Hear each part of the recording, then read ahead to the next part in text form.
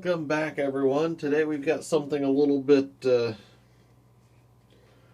it looks boring, but I'm actually kind of excited about it. So what I have is this Nekteck, whom I've never heard of before, USB Type-C SATA drive reader. And it looks like it actually calls out all sorts of information that I want. So it says USB 3.1 Gen 1, so that's 5 gig, USB Super Speed Plus, etc. SATA application 3.2, so that's SATA 6, or one of the more recent versions of it. 25 and 30 megahertz crystal mode, which I've never heard of before. And then it tells me right here that it's an ASM 1351, which is fantastic because I can look that up.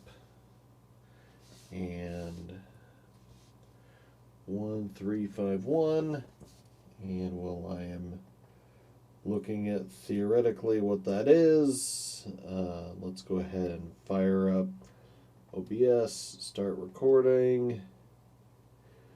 So it looks like in theory a 1351 might be a SATA 10 gig device. Come on. Yeah, okay, so I do think that the 1351 is actually a 5 gig device, which is fine. So this is a C to SATA cable. It's got some weird stuff on the packaging, like incorporates HDMI technology. But anyway, part of the reason I'm excited about this is I picked it up for $3.99 on Amazon. And since I did that drive imaging video, I figured I should grab one of these that you can buy and show it off. And like I said, $3.99. Not as robust design-wise as my old standard Icy Dock Easy Dock Lite, but you know, here I've got a 2 terabyte 850 Pro, and at least on the SATA side of things, well, that all lines up just fine. And let's bring it into the camera shot here. So on our test bench, let's move the... I have a I have a USB 3.0 Type-C port on the front panel. So we've plugged that in.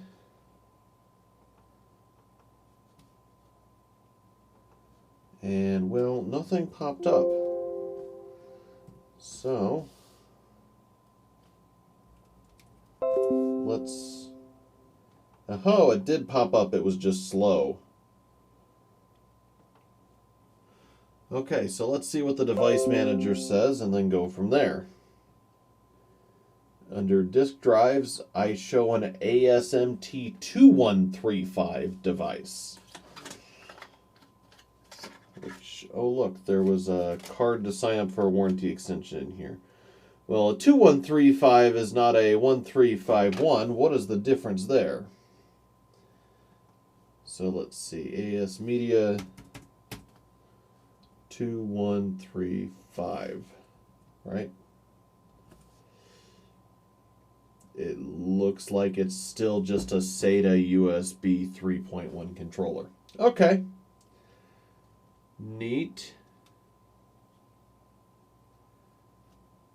So,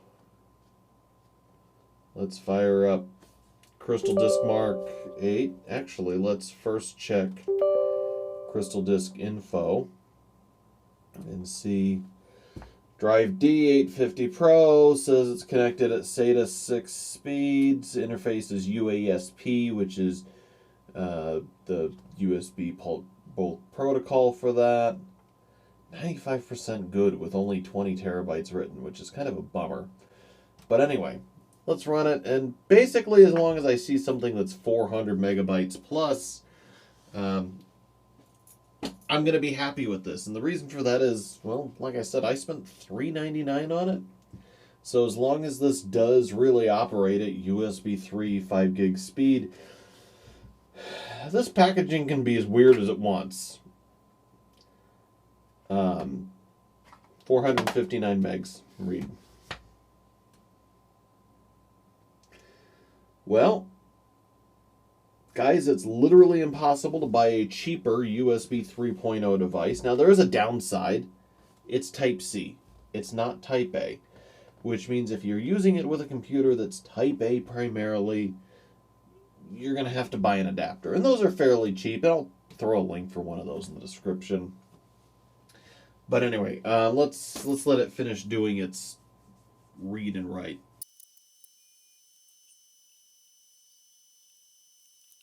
Okay, so write speeds kind of suck, and I actually expected that. When you attach a new drive, in fact, I can just do it from the device manager, or a new device like this, by default, Windows will pick a quick removal policy, which is supposed to protect it from being unplugged mid-data write. So if I had checked this better performance and enabled write caching, which let's just go ahead and do that. And now we'll rerun the sequential while I'm talking. I'm going to get something better than that 140 meg write, because what has happened is Windows wasn't letting the drive cache writes to things like the DRAM cache, or I think a 850 Pro still has an SLC cache in it. Since it's an MLC drive, it might not. It's been a little while since I used an actual MLC drive. But anyway, because Windows is operating in that safe mode, write performance suffers. And that's pretty normal with USB attached devices like this.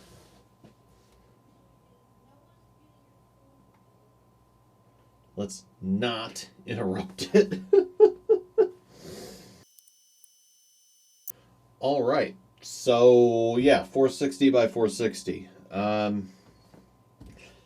Folks, that's really all there is to see here. The packaging's kind of minimal, and the information on it is, at best, out of date. However, you know what? For $3.99, it read a SATA drive at speeds that I'm not upset about externally. And the construction is better than it should be for $4, but nothing to write home about. I mean, it's just typical plastic shell construction. You're going to get this same exact design on some of the others that I showed you that were like $10.99, I think. In fact, let me look up.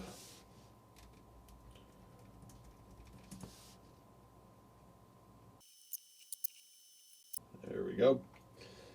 Fun fact, the Wi-Fi adapter I have attached to this thing sucks. So, yeah, this is the one I originally linked for USB 5 gig, and I guess the shell's a little shorter and the cable's a little longer. That one's $9.99. It was originally like $22. And that was Sabrent brand, which is someone that I trust to make that kind of peripheral. I had not tested all the individual readers that I linked there. I just picked ones that I had a good suspicion would work because, quite frankly, I've never had to replace my IC dock. And maybe I'll buy a couple more of them if you guys want to see how they perform, and I can do a roundup and see which one's best at some point. But in the meantime, $3.99, I might buy a couple more of these. Prime shipping, it's cheap, it's effective, and the performance is exactly where I expected it to be. Especially once I enable the ability for the non-safe fast read write. That's all we have today, folks. As always, I want to thank anyone who helps support Pocketables, either by using our Amazon affiliate links or supporting us on Patreon. It's support like that encourages me to buy random things like this and make content like this possible. I want to thank Electrix, as always, for providing our opening and closing themes. And finally, thank you for watching.